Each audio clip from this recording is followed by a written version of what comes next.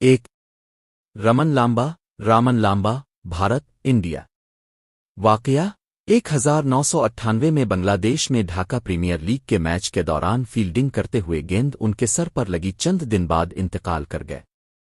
2 Darren render, جنوبی افریقہ، South Africa. واقعہ 2013 میں ایک مقامی میچ کے دوران باؤنسر گیند ان کے سر پر لگی، ہیلمٹ پہننے کے باوجود جامبر نہ ہو سکے۔ 3 فلپ ہیوز، آسٹریلیا۔ واقعہ 2014 میں ایک فرسٹ کلاس میچ کے دوران گردن کے پچھلے حصے پر باؤنسر لگا، 2 دن بعد اسپتال میں انتقال کر گئے۔ 4 ذوالفقار بھٹی، پاکستان۔ واقعہ 2013 میں ایک مقامی T20 میچ کے دوران گیند لگنے سے انتقال کر گئے۔ 5 وسیم راجہ، پاکستان۔ واقعہ 2006 میں انگلینڈ میں ایک میچ کے دوران دل کا دورہ پڑا اور وہیں انتقال کر گئے۔